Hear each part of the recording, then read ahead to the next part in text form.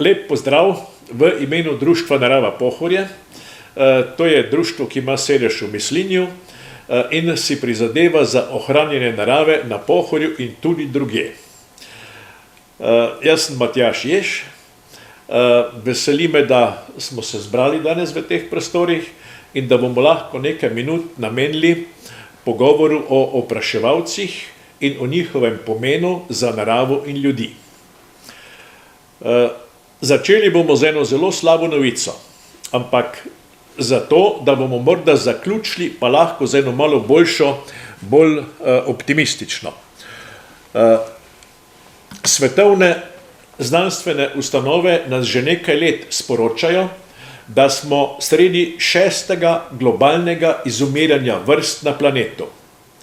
Prvih 5 množičnih izumiranj vrst na planetu je povzroča narava, to 6., v katerem smo zdaj, pa povzroča človek. In kaj so bila ta prva množična izumiranja?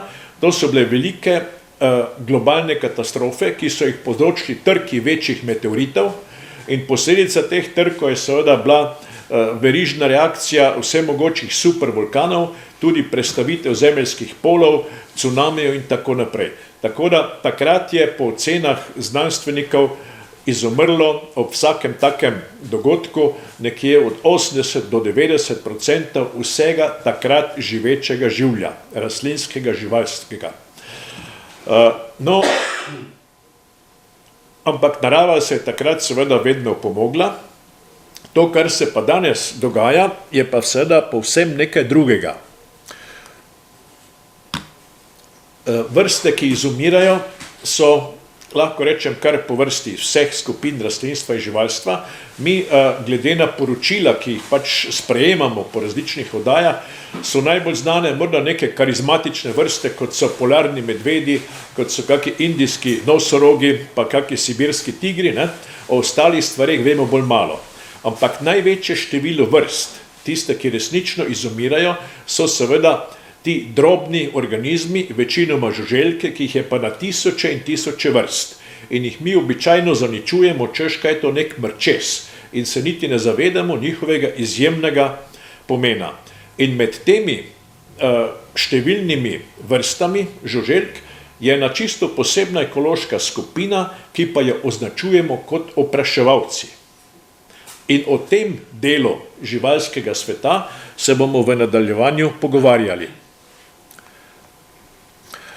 Najbolj znani opraševalci, kar jih mi poznamo, so seveda domače čebele. To je naša domača kranjska čebelica, posebna pasma, zelo miroljubna, zelo delovna. In v osnovni šoli v Mislinji so pred nekaj leti ob otvoritvi novega šolskega vrta seveda postavili tudi nov čebeljak, postavili zelo uspešno društvo, kjer so učenci spoznavali vse te stvari in kjer je bilo potem večkrat zanimivo druženje in spoznavanje teh čudovitih bitij. Čebele so tako pomembne in tako znane, da je pravzaprav sestavni del družbe človeka že od pradavnine naprej. Že vse, tudi najstarejše civilizacije so seveda poznale čebele in so imele do njih poseben odnos. In zanimivo, morda tudi to, v krščanskem svetu je tudi poseben svetnik, to je sveti Medard, ki je sicer zadolžen za malo širšo področje kmetijstva, ampak seveda je zadolžen tudi za čebele. Tako da čebele so nekako v dobrih rokah, no, in v taki obliki ga upodabljajo z enim čebeljnim panjem. Pol pa, če gremo morda v malo novejši čas, med filozofe, dr. Rudolf Steiner. Glede, on je imel pred ravno 99 leti, leta 1924 je imel svoj znameniti kmetijski tečaj. On je takrat utemeljil biodinamično kmetijstvo, ki ga danes mnogi ocenjujejo kot kmetijstvo prihodnosti. In on je seveda utemeljil tudi to povezavo med človekom, rastlino in čebelo. In v tem prvem koraku, povezava med človekom in med rastlino, je najbolj znana ta njegova skica na glavo obrnjene rastline. Kajti tisti deli rastline, on jo je rastlino razdelil na 3 dele, na zemeljski del, to je koreninski del, ki je odgovoren za soli, na stebelni del, ki je odgovoren za to, da nosi liste, da vzdržuje to statiko, in pa za cvetni del, kjer se pa dogaja vedno vse, kar je v zvezi s cvetenjem, z semeni, z nektarji, z cvetnim prahom in tako naprej. Vidite, in kako je rastlina povezana s človekom? Koreninski del je povezan z glavo, stebelni del je povezan z srednjim delom telesa, torej je vezan na prsa, medtem ko cvetni del rastline je povezan z spodnjim delom telesa. No, tu bi lahko začeli šele pošteno predavanje v neko čisto drugo smer, ki pa nas danes ne zanima. Jaz bi spomnil, veste, samo na en tak zanimiv ljudski rek, ko se vedno na to spomnim. Kaj rečemo nekomu, ki kakšne neumnosti klati, ne? Da nima soli v glavi. A ni to točno to, kar je Steiner že pred 99 leti zapisal, to so naši davni predniki te pregovore izoblikovali, preden so poznali Steinerja, ga niso študirali. Ne? Tako da bo že nekaj na tem.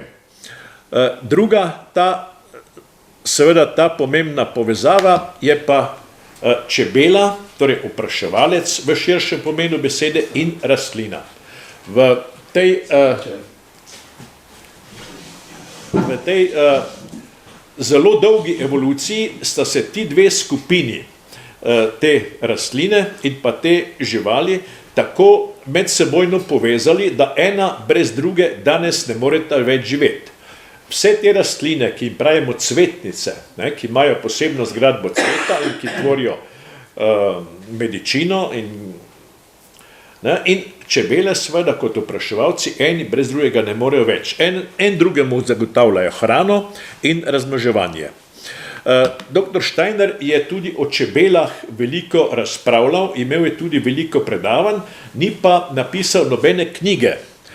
Vendar zahvaljujoč tem slovenskim čebelarjem, to je en gospod Karl Vogrinčič, se je zelo potrudil, on je vsa ta predavanja zbral, tudi poskrbel za to, da so prevedena in so danes dostopna v obliki posebne knjige z naslovom Rudolf Steiner, predavanja o čebelah.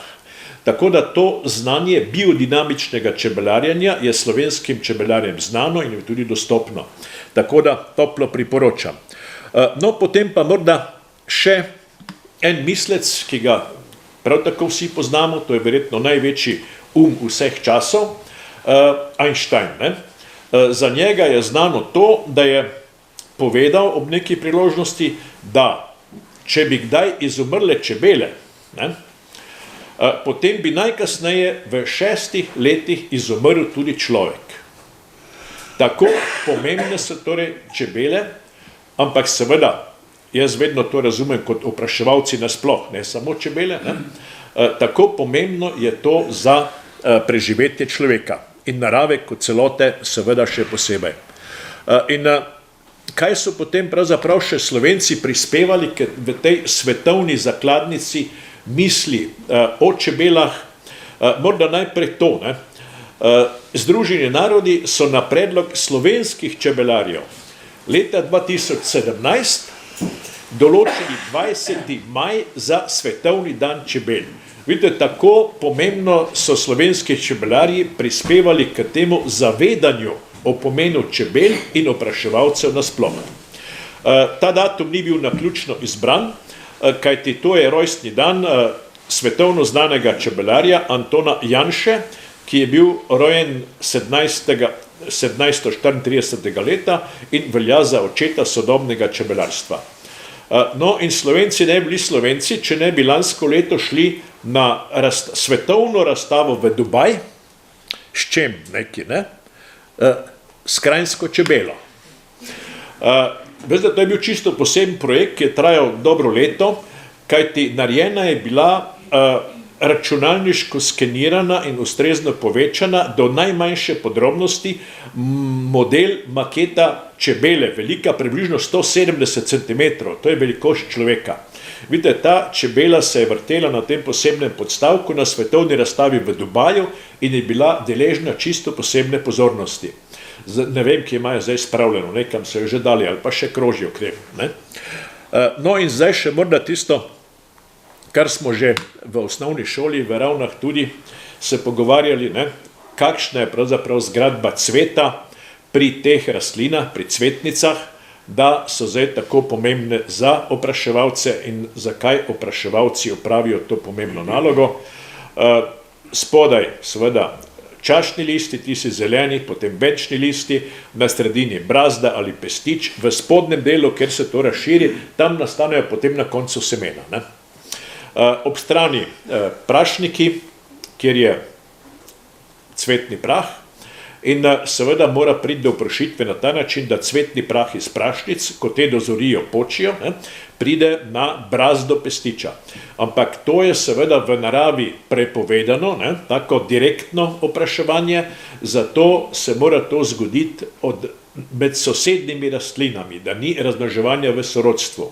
In zato seveda so tukaj opraševalci, da letajo od cveta do cveta, prenašajo cvetni prah in zagotavlja razmnoževanje vseh teh rastlin. Ampak to vejo že otroci, ne, v osnovni šoli. Zdaj pa, kakšen je pomen opraševalcev za naš obstoj, zakaj pravimo, da je zdaj marsikaj ogroženo. Glejte, 60 do 70% v svetu pridelane hrane je odvisne od opraševalcev. Brez opraševalcev torej ni svetovne prehranske varnosti, torej ne na globalni in ne na lokalni ravni. In brez opraševalcev tudi ni samooskrbe. A smo to dojeli? Ne? Ni preživetja brez opraševalcev, tistega nadležnega mrčesa, veste? Ne? To se pravi, od 3 žlic hrane bi imeli brez čebel 2 žlici manj. Ja.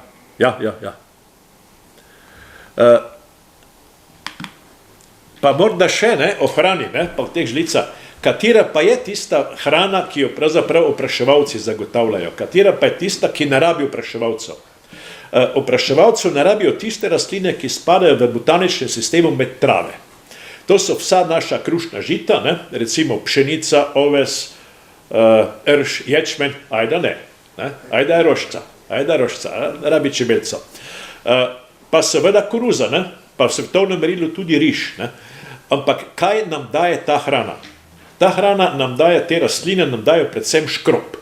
Škrop je pomembno živilo, ampak to nam daje samo energijo za segrevanje naših teles in za premikanje, za to, da mišice delujejo. Ne?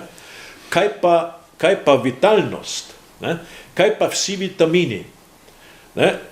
Vsa zelenjava, vse sadje, vsa zdravilna zelišča, vse aromatske rastline, za vse to pa poskrbijo opraševalci. Ne? Brez opraševalcev torej ostanemo brez najbolj vitalnega dela naše prehrane. Čeprav je recimo malo manj kot polovica, ne? Ampak tista je najbolj žlahtna, tista hrana. Ne? Recimo, gledajte, vsa rastlinska olja. Prej smo gledali to Steinerjevo rastlino, ne? Cvetni del. Vsa olja nastanejo v rastlinskih semenih, v tem cvetnem delu. Ne? Samo spomnimo se nekatera olja, naprimer sončnično olje, ne? Bučno olje, oljčno olje, ne? Totrovo olje, tu korošči ste nori na totrovo olje. Glede, vsa ta rastlinska olja, ki so naša najpomembnejša prehrana, maščobe, vsi rabimo, ne? Vse to je torej odvisno od opraševalcev. Potem fižol, gledajte, vse stročnice. V svetovnem merilu je soja morda taka stročnica, ki se v ogromnih količinah prideluje. Cela industrija je vezana, pa prehrana v živinoreji, v človeški prehrani, posod je soja prisotna, ne? Pa nas malo manj, ker je ne rabimo. Vidite, vse to so te vrste hrane, ki jo omogočajo opraševalci. Zdaj pa gremo malo po vrsti, kdo vse torej so opraševalci. Medonosne čebele, kranjska sivka, smo jo že omenili. Potem so divje čebele, ali tudi čebele samotarke, kot jih imenujemo. Čmrlji, metulji, hrošči, ose, različne vrste muhe trepetavke, cvetne muhe in tako naprej. Zdaj bomo pa o vsaki taki skupini še nekaj malega povedali, tako da jih pobliže spoznamo. Da ne bomo samo na kakšne take tuje vire se sklicevali, veste, tudi v Sloveniji se dogajajo čudoviti raziskovalni projekti na tem področju, na področju opraševanja in opraševalcev. In tako je bil pred 3-4 leti zaključen večletni projekt, katerega glavni nosilec je bil Nacionalni inštitut za biologijo, ta glavni praktični partner pa je bil Hmeljarski inštitut iz Žalca. Ta projekt ima kratico SOOS, sadjarji opraševalcem, opraševalci sadjarjem. Ga najdete v internetu posod, samo to si vtipkate, SOOS. Čudovit projekt, vreden, da ga malo v miru preberemo in o njem tudi razmislimo. Čebele samotarke, poglejte, jih skoraj da ne poznamo. V Sloveniji živi kakih 560, morda tudi kakšna vrsta več teh divjih čebel. So različnih velikosti, najmanjše so kakšne 3 mm, največje so pa tudi že v velikosti čmrlov. Tako da jih včasih že ne znamo več ločiti. Jaz sem biolog, ampak nisem pa toliko specializiran, da bi jaz takoj rekel, evo, to pa je zdaj divja čebela, to pa je domača. Tako da mnoge vrste so med sabo precej podobne. Glede opraševanja so do 100-krat uspešnejše pri opraševanju od domačih čebel. Pa bom povedal, kje tiči pravzaprav ključni razlog v nadaljevanju življenjskega kroga. Živijo samostojno, ne delajo družin in ne delajo panjev. In seveda ne delajo nobene zimske zaloge medu. In to je njihova prednost na tem področju opraševanja, pred domačo čebelo. Domača čebela namreč ogromno energije in truda vloži v gradnjo panja, satovja in v pripravo zimske zaloge za celo družino. Vidite, tem divjim čebelam tega ni potrebno in se lahko bolj posvetijo opraševanju. Njihov življenjski krog, gospod, sva danes pravzaprav to že šla skozi. Samička si najde en tak primeren prostor, ki je podobneni cevki, ki je to v naravi lahko ena špranja ali tudi resnično kakšna cevka, ki jo je kakšna druga žival prej naredila, naprimer kakšni lesni hrošči, ki so naredili take cevke, pa jih potem znajo izkoristiti. No, in na dnu take cevke ona, čebela, matica bi rekli, znese, torej najprej tja napravi en kupček zaloge hrane, to je cvetni prah pa medičina, in na tisti kupček hrane znese eno jajčece. In potem napravi pregradno steno, tisto malo porodno kamrico zapre. No in potem sledi tako naprej proti vhodu v tako cevko in napravi 3, 4, 5 ali 6 takih porodnih kamric in v vsaki je ena zaloga hrane in eno jajčece. Iz jajčeca se, kdaj se to dogaja? Pozno poletje ali v jeseni, takrat proti koncu sezone vegetacijske, in potem se iz tega jajčeca izleže ličinka. To je značilen razvoj pri teh žuželkah, ki imajo popolno preobrazbo. Ličinka potem seveda tisto hrano, ki je mama pripravila, lepo do kraja izkoristi pa poje. Si predstavljate, se skotiš in okrog, kamor pogledaš, je sama hrana. Take skrbne mame so čebele, poskrbijo za svoj zarod, čeprav jih nikdar ne vidijo.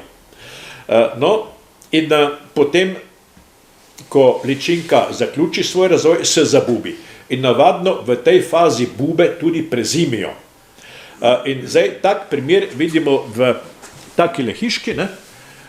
Vidite, tu so cevke notri, luknjice so navrtane z svedri in tiste luknjice, gledajte, ki so prekrite z enim takim pokrovčkom, ki je iz blata, iz zemlje, tiste so naseljene. Tam notri imamo tiste male porodne kamrice in tam notri so zdaj bube, ki čakajo na pomlad. Jaz upam, da se ne bo ravno zdaj katera zlegla, ampak mislim, da je danes tak hladen pa deževni dan, da bojo še kak dan počakale.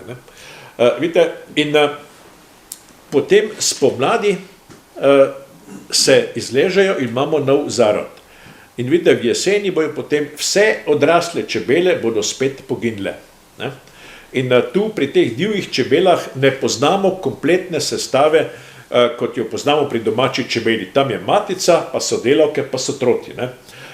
No, tukaj imamo pravzaprav samo te čebele, ki so samice, glede na to, da imajo sposobnost odlaganja jajčec, bi rekli, primerljiva z matico, ampak ona opravlja vsa dela, ni specializirana. Ne?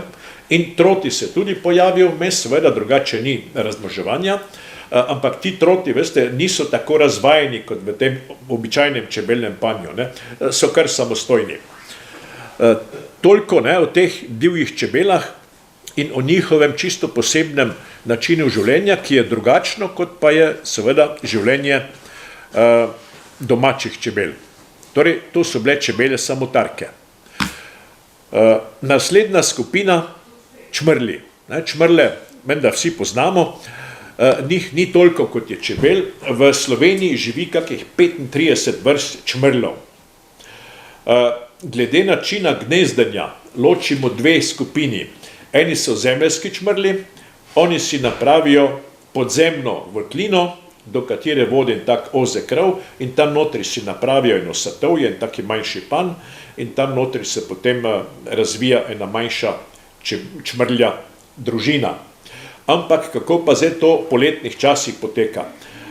Glejte, te velike čmrle, ki jih vidimo zdaj zgodaj spomladi, ki letajo okrog, to so oplojene samice. Kajti edino oplojene samice so preživele zimo. Vsi ostali čmrli z nastopom zime poginejo. Samo oplojene samice preživijo in preživijo v kakem zavetju. Tiste zemeljske itak grejo v zemljo, druge si pa kje druge zavetje poiščejo.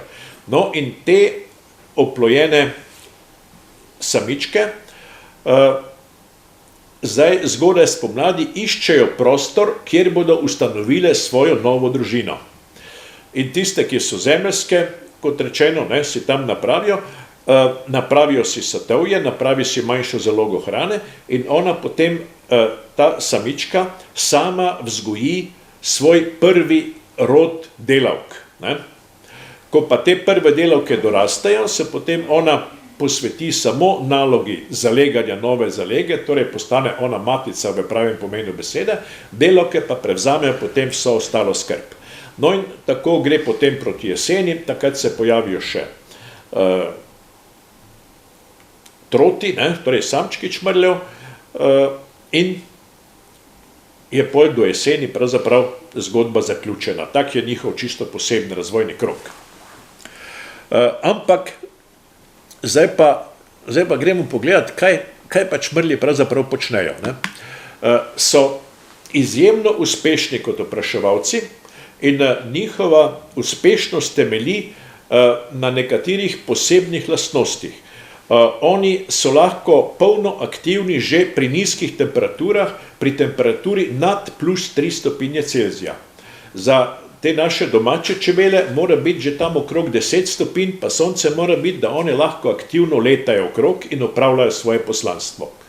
Ne, tako da čmrli pa že v takem slabem vremenu lahko nabirajo, ne, in oprašujejo. In zdaj vsi tisti, ki imate paradižnik, ima kdo paradižnik doma, imate vrt? No, pol vsi veste, kaj delajo čmrli. Ne? Čmrli so namreč edini naši opraševalci paradižnika. Pri paradižniku je namreč to ena posebnost, da ko pri njemu prašnice dozorijo, rabijo in tak mali sunek, da se odprejo. Se ne odpirajo kar tako brez veze. Ne? Mora priti nek opraševalec, ne, da jih malo rukne, pol se to odpre, cvetni prah pade na njihove dlačice in pol ga pelje dalje. Ne. In vidite, čmrli so taki težki pa robustni in ko on butne noter za vso svojo težo, v tak cvet se prašnice odprejo. In zato je tako pomemben kot opraševalec. In veste, tisti, ki imajo danes velike rastlinjake, recimo to podjetje Lušt, ne, ko dela tisti paradižnik, v vseh teh velikih rastlinjakih so danes že gojeni čmrli. In pri čmrlih je tako, da danes imamo že prav trg razvit tudi v Sloveniji, so določeni gojitelji čmrlov, lahko pri njemu naročiš, dobiš tako kartonasto škatlico, notri je ena družina čmrlov in jih postaviš v svoj rastlinjak paradižnika. Če tega ne napraviš, nimaš pridelka. Ne. Razen, če imaš tisto srečo, da je v tvoji neposrednji okolici, da takrat, ko okna na rastlinjakih odpreš, da so čmrli tam doma prisotni, da imaš torej tako izredno. A veste, v tistem Prekmurju, ko pa je že desetletja vse prešpricano pa pregnojeno, veste, pa ko je sama koruza, tam seveda tistih naravnih čmrlov ni več dovolj. Ne? In v takih primerih se je potrebno na tak način pomagati. Metulji, pogledajte, pri metuljih je šele pravo čudo. Okrog 3600 vrst metuljev živi v Sloveniji. Kakva je to izjemna biotska pestrost. Ampak tisto, kar mi običajno poznamo kot dnevne metulje, ne? Tistih je kakih 182 vrst. Vse ostalo so nočni metulji ali vešče, morda kot jim rečemo. Ne? Ampak seveda tudi vešče oprašujejo nekatere vrste, ki so prav specializirane, še posebej tudi podnevi aktivno letajo. Ne? Morda med vešci ta velerilec, ko ga vidite tudi tu po galkonskem cvetju, po teh pelargonijah, vedno mi včasih kdo telefonira, pravi, joj, veš, kaj sem jaz videl, kolibriji letajo tu meni na balkonu. Ne? Ampak ti kolibriji, seveda niso ptiči kolibriji, to so vešci, ne? Nočni metulji, ki so specializirani, da podnevi letajo in obiskujejo cvetove in seveda takrat oprašujejo. So odlični letavci. In tu vidimo eno tako čisto običajno fotografijo, en tak kapusov belin, ne? Ki ga vidimo na cvetu in to, kar je v sprednjem delu, vidite, je ta sesalni rilček. To je posebnost pri metuljih, oni imajo ta rilček in z njim sesajo medičino in na ta način prispevajo k opraševanju. Oni seveda ne delajo nobenih zalog in ne gradijo nobenih gnezd, ampak so taki pravi lahkoživci. Letajo okrog. Glejte, potem pa morda še ena taka simbolna slika, ne? Kajti obe bitji, ki sta tukaj na tej fotografiji, sta simbolni bitji značilni za pohorske planje. Spodaj je cvet gorske arnike. Ne? Arnika, tisti, ki hodite zdravilne rože nabirati, greste na pohorske planje, ne? Tam na višini 1450-1500 metrov, tam gori raste. In je torej simbolna rastlina, značilna za pohorske planje. Glejte, ta drob metulj, ki tukaj sesa medičino, pa je borovničev mnogook. To je manjši metulj iz družine modrinov, ki ima tukaj na pohorskih planjah edino nahajališče v Sloveniji.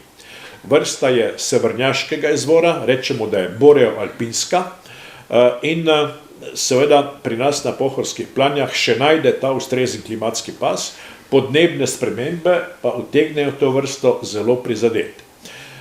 Mi za to vrsto delamo sistematičen monitoring že od leta 2012, po metodi transektnega monitoringa in vidite, z velikim razočaranjem, ne, pravzaprav ugotavljamo, kaj se dogaja za to populacijo. Ampak gledajte, to je opraševalec, ne, delamo za eno samo vrsto, ampak to, kar se dogaja, je značilno praktično za vse opraševalce. Kajti ta borovničev mnogook je indikatorska vrsta, ki nam kaže stanje na celotnih pohorskih planjah.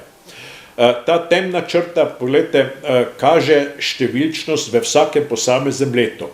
Začeli smo leta 2012 in tu je nekje do leta 2021 smo tu zaključili. Ne? Letos gremo v 12. leto štetja. Tista rdeča črta je pa trend. Kaj se torej za populacijo dogaja in vidimo, da ima zelo strm trend upadanja in to nas seveda zelo skrbi.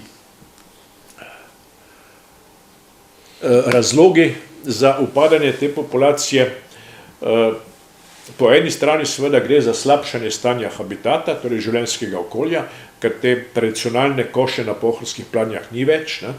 In zdaj se skozi nek poseben projekt Pohorka pripravlja načrt upravljanja, kako bi se za planjami skrbelo v prihodnje, da bi ta biotska pestrost rastlinstva in živalstva ostala.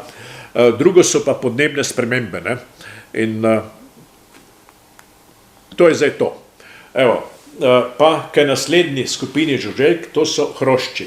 Hroščev je seveda še več kot metuljev v Sloveniji, ampak pri hroščih imamo dve veliki skupini. Ena skupina hroščev so plenilci, so torej mesojedi, ne? Predatorji. Druga skupina so pa rastlinojedi in tiste vidimo pogosto tudi na cvetovih, kako pridajo po nektar, po cvetni prah, ne, zlasti minice, ne, so taka lušna skupina hroščev, zelo lepi za pogledati tudi. Ali naprimer različne vrste os, to je na eni rastlini, ki se imenuje vratič. Pa vedete, tudi tiste najbolj navadne muhe, bi rekel, ne, so mnoge vrste specializirane To socvetje, ne, na katerem je zdaj ta muha fotografirana, je socvetje lapuha, ne, znana zdravilna rastlina, ampak kdaj on cveti? Januarja, februarja, bolj po teh južnih pobočjih. Ne. Vidite, takrat ni nobenih čebel zunaj, ni nobenih metuljev zunaj, ne, ni nobenih hroščev zunaj, muhe letajo in opravljajo to izjemno pomembno nalogo opraševanja. Ker ko gre za opraševanje, veste, moramo vedno videti to celoto narave. Ne videti samo našo jablano, ne videti samo našo solato na vrsti, ne, pa ne videti samo našo čebelo, torej videti celotno naravo, vse opraševalce, ker šele celota je celota. No. In tu smo zdaj prišli nekako do ene posebne funkcije, ker zadnja leta ste verjetno že slišali izraz ekosistemske storitve. Ne. Tak meni se di tumas, ne, ampak gledajte, družba je šla v to smer, da če nečesa ne znaš ekonomsko izraziti, potem nima vrednosti. In naravovarstveniki so bili skozi tu popriskanja, pa daj meni ti povej, koliko ta roža stane, koliko ta metulj stane. Ne, in vidite, na ta način se je v svetu izoblikovala ta posebna biološka disciplina, ki se imenuje proučevanje ekosistemskih storitev. In kaj so te ekosistemske storitve? Ena od prvih, ne, ki mi vedno prije na misel, je pravzaprav dihanje. Ne. Rastline so osnova ekološkega sistema vsakega. Ne. In kako rastline dihajo? Kaj one vdihnejo iz atmosfere? Kaj porabijo? Ogljikov dioksid. Ne. One vdihne ogljikov dioksid. Zakaj? Ker rabijo ogljik.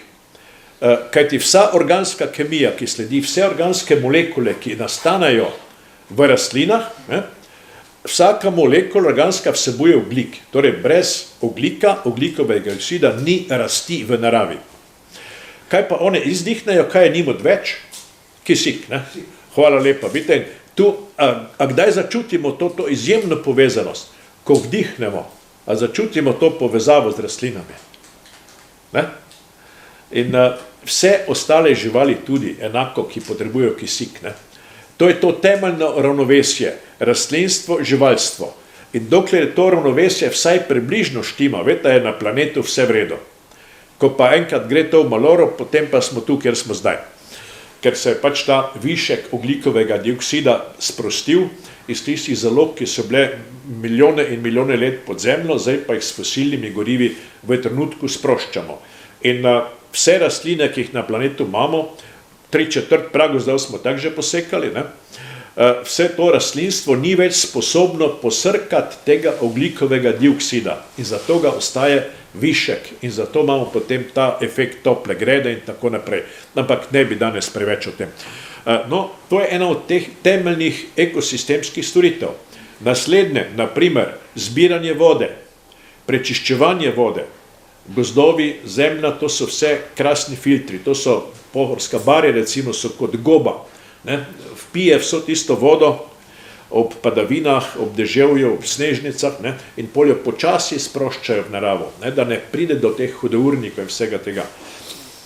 Ohranjanje vrst, ohranjanje biotske pestrosti, ne, vse to so posamezne ekosistemske storitve. Po bi pa nekdo rekel, ja pa kaj pol, če kakva vrsta manjka od teh tisočev in tisočev vrst, kolikor jih imamo. Vidite, ampak moj odgovor je, ker tu ste nekateri glasbeniki, ne, Jože, bom skušal povedati eno primerjavo iz tega glasbenega področja. Poglejte, kako bi pa zvenela, naprimer, Beethovenova simfonija, če bi jo igrali na klavir, ki mu manjka vsaka druga tipka. In kako naj funkcionira ekološki sistem, ki mu manjka vsaka druga vrsta? Ja, ne more. Tako kot iz tistega klavirja ne more ratati ena prava melodija, tako tudi tak ekološki sistem ne more več normalno delovati in posledica je, da mi kot človeštvo nismo več deležni vseh teh ekosistemskih storitev v taki miri, kot bi jih lahko bili. In smo nekje na tisti zanki, veste, ko se vse slabo konča. In ena od teh ekosistemskih storitev so seveda opraševanje, ne? Opraševanje kot ekosistemska storitev. Kaj pa pravzaprav opraševalcev najbolj ogroža. Veste, če imamo samo eno besedo na voljo, da to opišemo, je to človek. Minulo jesen smo dosegli na planetu 8 milijard prebivalcev. Zdaj pa vsak novorojeni potrebuje kak kvadratni meter, ne vem, v vrtcu, pa pol v šoli, pa neko stanovanje, pa rabi kak kvadratni meter za pridelavo hrane, pa pol za rekreacijo, pa za stanovanje, pa za garažo.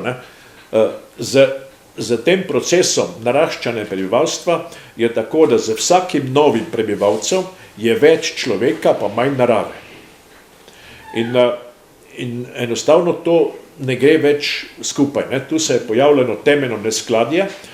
Jaz upam, da ste vi vsi brali eno čudovito knjigo, ki jo je napisala edina slovenska Nobelova nagrajenka, dr. Lučka Kajfež-Bogataj, vremenarka. Ona je soprejemnica te kolektivne skupinske Nobelove nagrade, ki so jo dobili meteorologi iz vseh svetovnih držav za svoje raziskovanje na področju podnebnih sprememb. In ona je napisala knjigo z naslovom Planet, ki ne raste. Ste brali to knjigo? Planet, ki ne raste. Berite, v knjižnici jo imajo. Tu boste našli odgovore na vsa vprašanja, ker zdaj seveda se ne moremo in v te podrobnosti, ampak bistvo problema je v tem. Človeštvo narašča, vse potrebe, ki jih mi imamo, potrebe po naravnih virih, po prostoru in tako naprej, vse to narašča, planet pa ne. A vemo, kaj to pomeni, ne? In danes seveda je še normalno, da na vseh volitvah zmagajo volilni kandidati, ki obljubljajo vedno več, ne? In veste, kdaj bo boljše? Takrat, ko bo na primer nek potencialni volilni kandidat stopil pred svoje volivce, pa bo rekel nekaj takega, jaz igram zdaj, nisem volilni kandidat. Drage moje volivke in volivci, če boste izvolili mene, bomo porabili manj elektrike, bomo porabili manj benzina, bomo porabili manj pitne vode, bomo pozidali manj plodne zemlje. A razumete, kaj pripovedujem? To je to. In tu je prihodnost. Samo tukaj. Dokler bomo pa mi izvolili tiste, ki nam obljubljajo vedno več. Jaz se pravzaprav samo nasmehnem, ko nekdo obljublja. Naše izjave bi jaz rekel inteligentna skromnost. Ja. Pod besedo inteligentna skromnost, če jaz opustim masovno zapravljanje. Ja. Hvala. To so, vidite, temeljna vprašanja za našo družbo kot celoto. In če se o teh vprašanjih ne bomo znali poenotiti in tu znati pravih rešitev, potem je čisto vseeno, kaj se ostalo dogaja. Pol gremo pač v znano smer. Kako pomagati? Enkrat vas prekineti. Inteligentna skromnost, ali je to ena vizija, ki bi nas za kratek čas, za krajšo časovno dobo nekje rešila?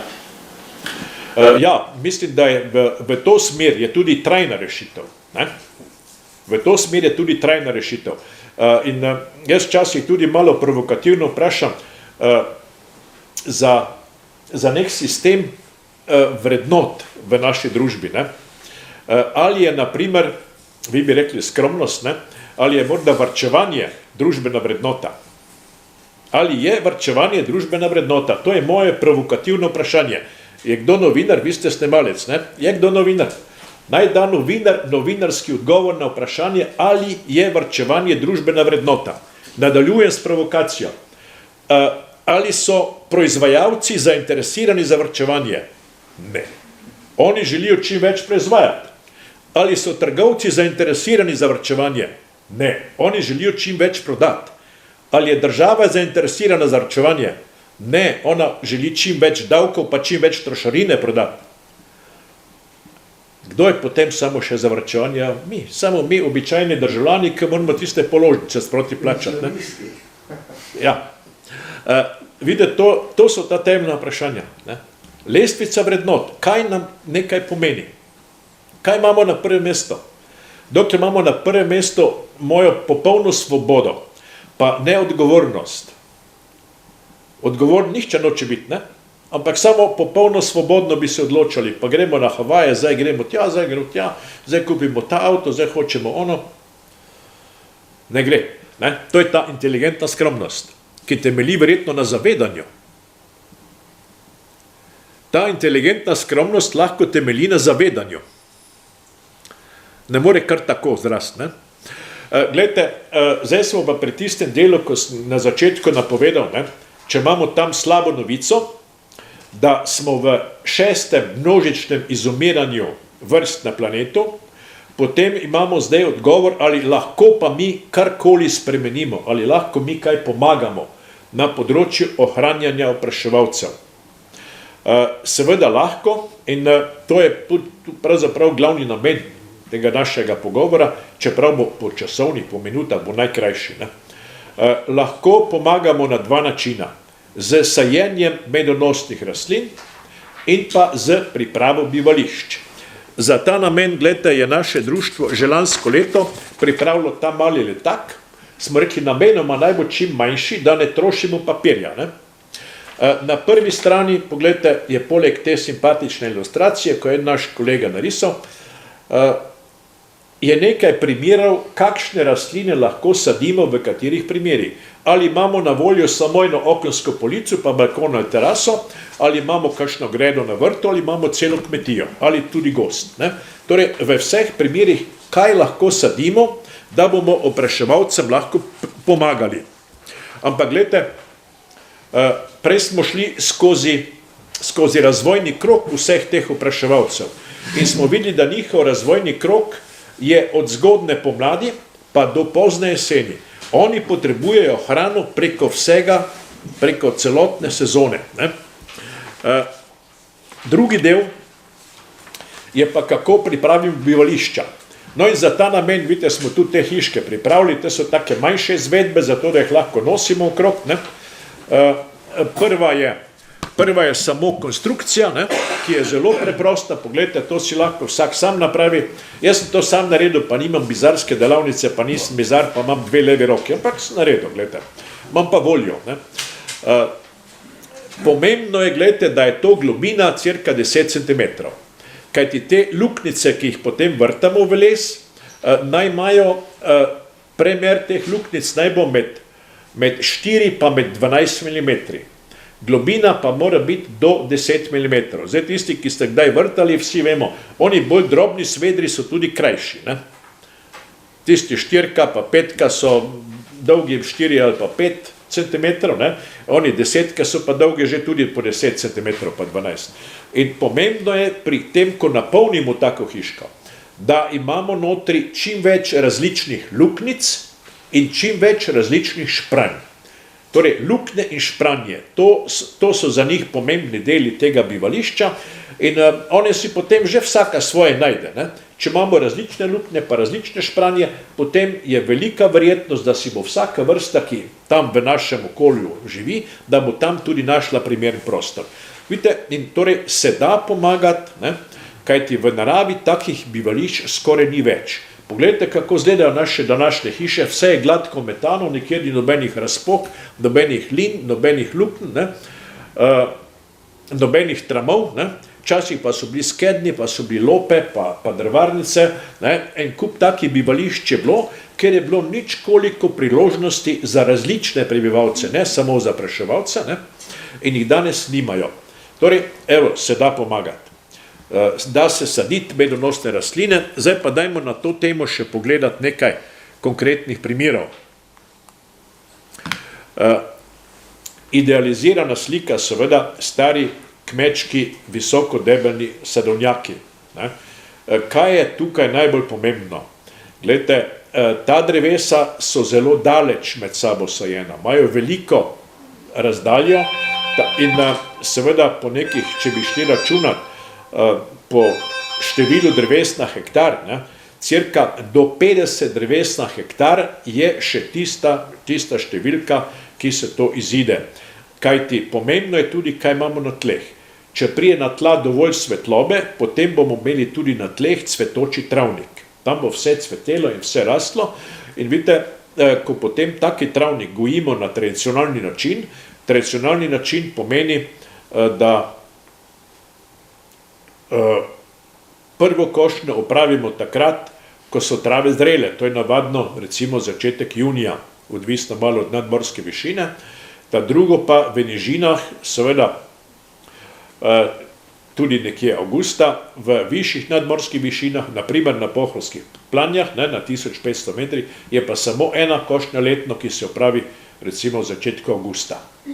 Tako da tradicionalna košnja je to.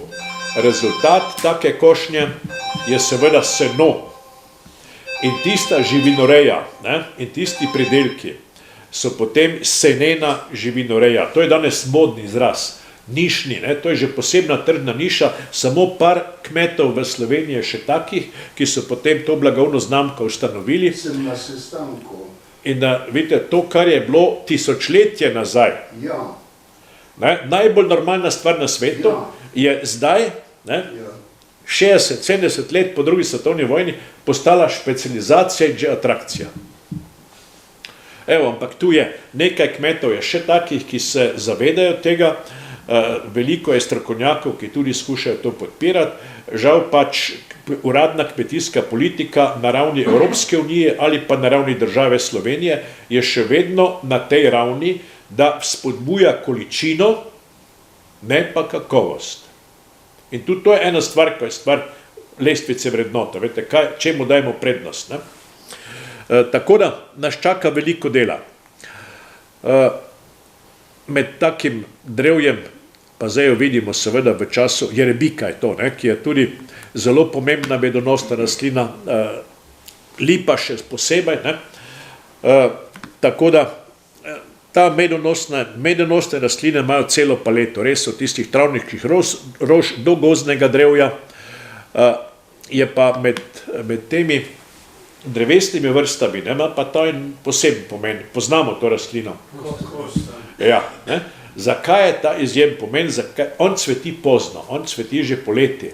Ko vse ostalo drevje odcveti, takrat on bujno cveti in to je čudovita paša, imamo tudi posebej med, kostanjev med, in je te stvari treba imeti v mislih takrat, veste, ko načrtujemo, kaj bomo kje sadili. Zato, da imamo cvetočo fazo preko vsega poletja do pozne jeseni. Stalno mora nekaj cveteti. Potem bomo poskrbeli za preživetje opraševalcev. Ali, naprimer, pogledajte, tudi to rastlino vsi poznamo, pod imenom liguster, smo že pozabili na slovenski jezik, kalina je slovensko ime.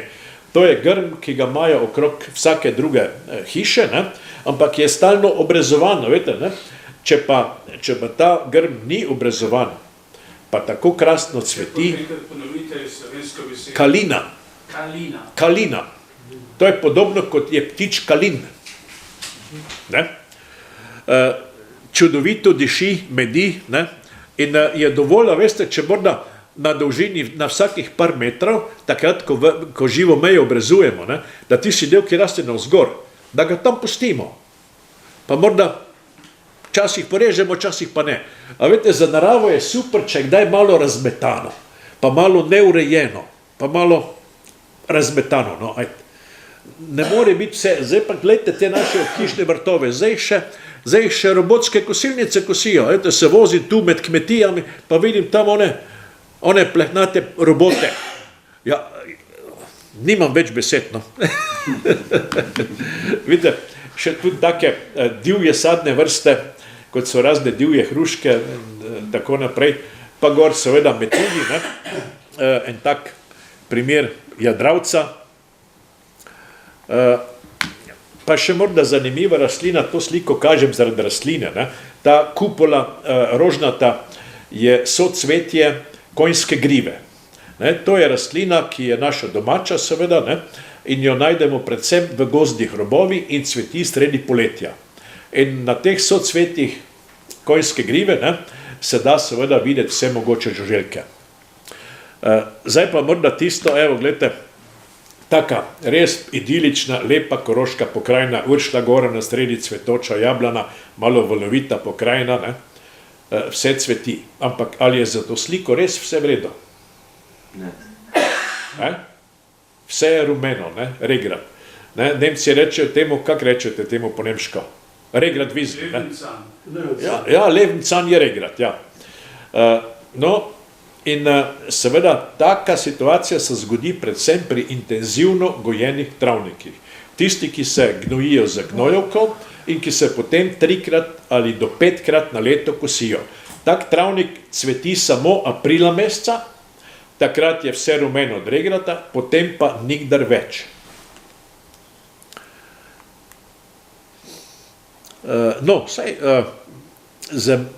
z regratom sicer ni nič narobe, ne? Ona je krasna, čudovita rastlina, čebele ga pridno obiskujejo, ampak vidite, potem pa sledi to. Ne?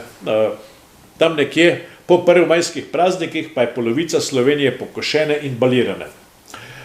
In tu ni več prostora ne za opraševalce, tu noter ni več semen, tu noter ni zdravilnih zelišč in ni konca in kraja. No? Kmetijstvo tu in tam kdaj še malo prispeva k tej pestrosti. Pomembne so te razne križnice, ne, rastline iz te botanične družine, to so razne oljne repice, oljne ogrščice, tudi toter, recimo, je z te skupine botanične, ne, in to seveda prispeva k prehrani opraševalcev, vendar je v glavnem vse to tudi na poletje omejeno. Imamo pa ajdo, ne. Po Koroškem, po Krajskem že ajda zori. Njen pomen seveda je mnogo stran, ampak tisto, kar bomo zdaj v zvezi z opraševalci povedali, to je rastlina, ki seveda cveti sredi poletja. Ne. In je to zelo pomembno in jaz ne morem prehvaliti te rastline in je ne morem več kot priporočati vsem, še posebej, gledajte, danes je kakih 20% ljudi takih, ki so alergični na škrob iz pšenice. Ne? Ga njihovo telo ne prenese in pol seveda kupuje vse mogoče kemikalije v specializiranih trgovinah. Poglejte, kruh iz ajde se ga da napraviti brez vsake moke, torej samo ajdova moka. Krasne ajdove palačinke, ajdova zlivanka delajo Prekmurci in tako naprej. Torej, ajda je taka čudovita rastlina, da je ni za prehvaliti in na naših poljih je seveda premalo. Pa morda še ena rastlina, gledajte, ki je tujerodna, ampak za njo ni nobenih problemov, ker ni agresivna. To je rastlina facelija, ne, je njeno strokovno ime. Jaz sem jo prvič srečal pred kakimi 45 leti, ko smo šli enkrat na eno strokovno ekskurzijo na Madžarsko. Veste, se vozimo po tistih neskončnih ravnih cestah, pa vsake toliko časa ena velikanska, taka modro-vijoličasta njiva. Pa nismo poznali te rastline, pa so nam pol madžarski kolegi razložili. Njen pomen je seveda predvsem iz tega opraševalskega vidika čudovito medi in ima zelo dolgo dobo cvetenja. Zato, ker ima tako socvetje, veste, ki je kot ena špirala in se kar naprej odvija in ima kar naprej nove in nove cvetove. Torej, čudovita, hkrati, veste, ima pa to sposobnost kot naše metuljnice. V koreninah kopiči dušik iz ozračja. In če imamo eno leto facelijo posajeno, imamo poln čebelnjak medu in seveda prihranimo en obrok gnojenja na polju, zato ker je facelija opravlja svojo nalogo tudi v koreninskem sistemu. Je to trajnica? Ne. Se pa dobi normalno pri nas v teh kmetijskih trgovinah, v zadrugah, seminarnah, se dobi seme za kupiti. Ne? Ja. Ne? Zdaj pa to je ena taka tipična naša predmestna situacija. Ne? Evo, hiška, ne? Vsega imamo dovolj.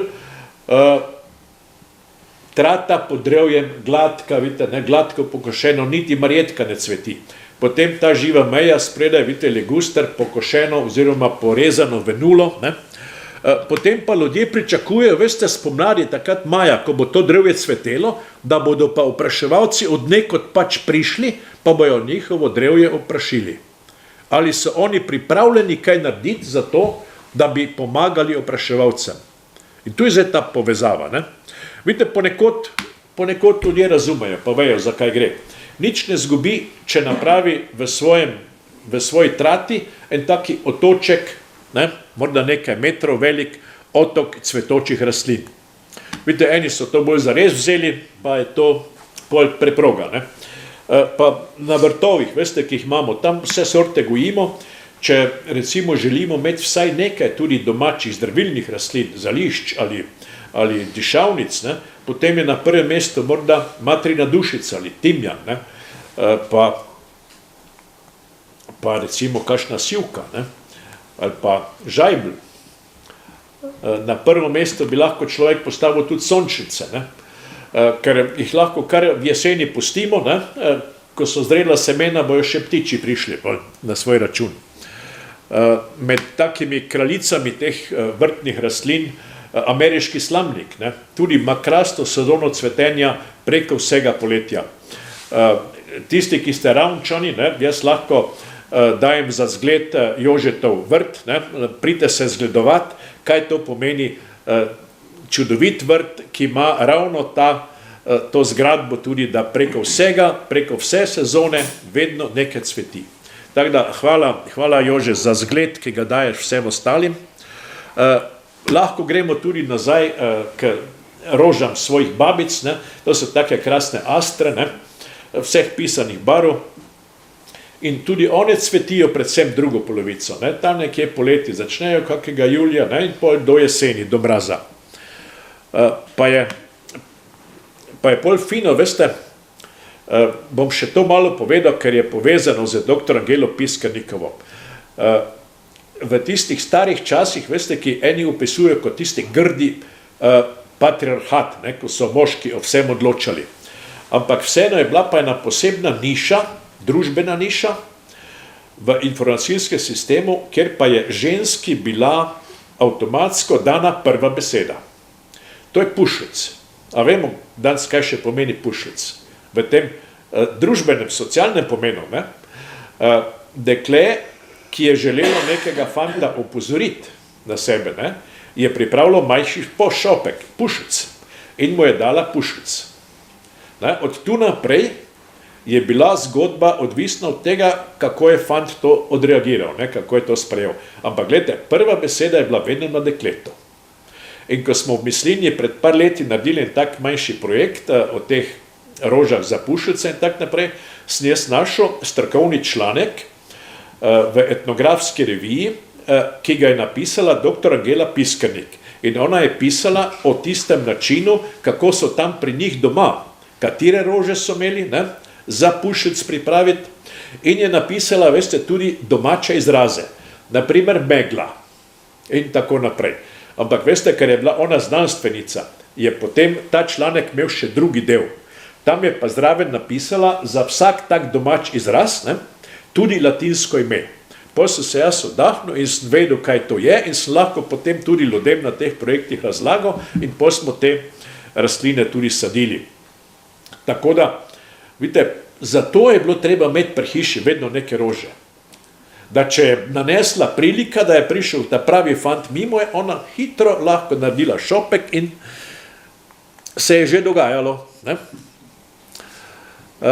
In vidite, v sosednjem mestu Slovenj Gradec smo leta 2017 v sodelovanju z mestno občino Slovenj Gradec, z tamkajšnjo Delavsko univerzo, Andragoškim zavod, pa z slovenjgraško gimnazijo, torej z dijaki, pripravljen tak mali projekt, kjer smo eno tako klasično gojeno mestno zemljinico v eni sezoni spravili v taki cvetoči travnik. In potem smo seveda imeli tudi neko primerjalno analizo, tako da smo 3 take travnike na območju mesta popisali smo vse rastline, ki tam rastejo in od tega, katere so cvetoče. No, primerjavo smo pa naredili z enim travnikom gori malo pod Uršljo goro, tam pri Prešljivčkem mlinu, pri Plešivčniku, ne. To smo imeli primerjavo in smo pol to tudi pripravljeno zloženko posebej na to temo.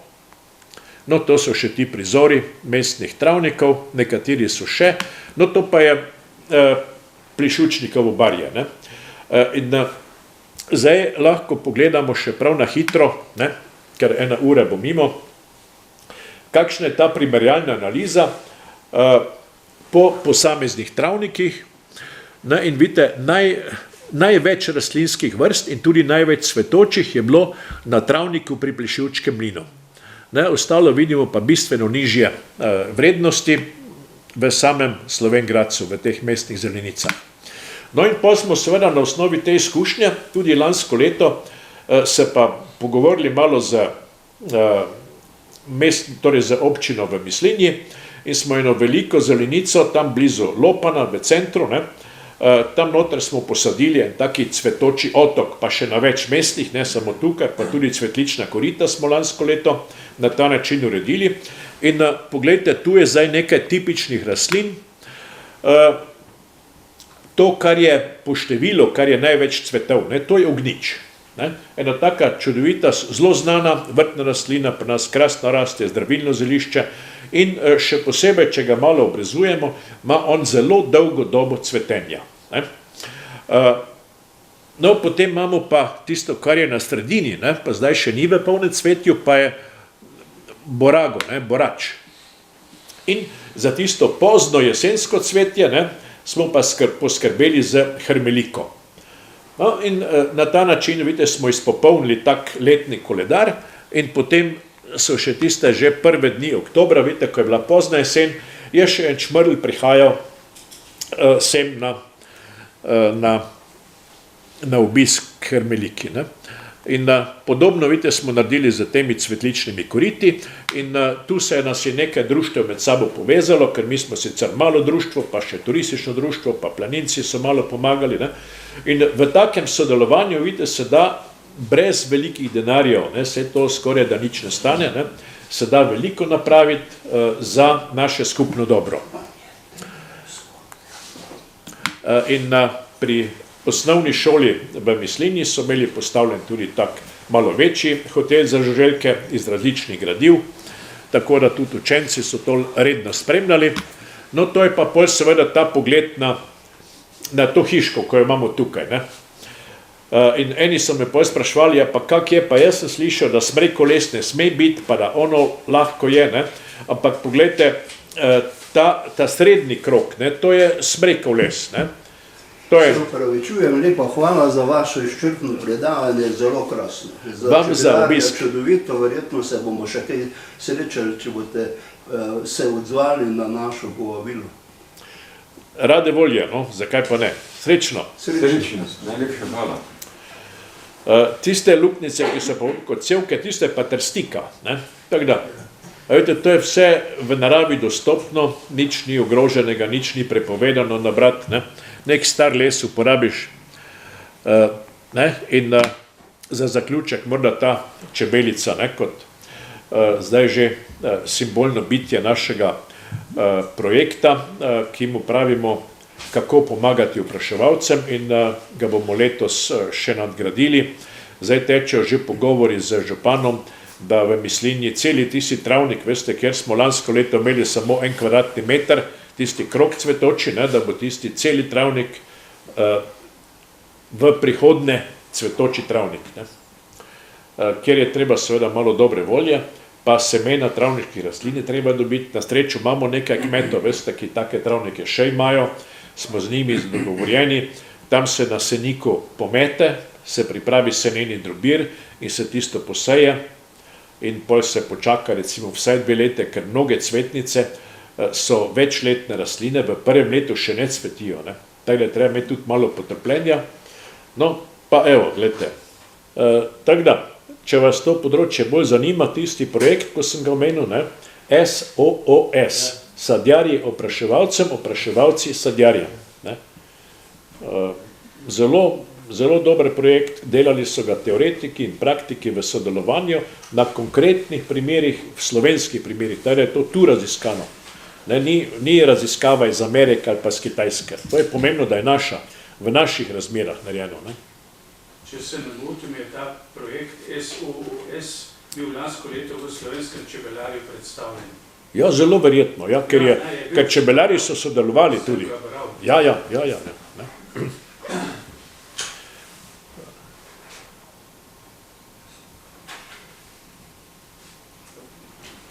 Hvala za pozornost, pa vam želim uspešno sezono, ne, uspešno sezono pri... Vas ne smemo mučiti, ne?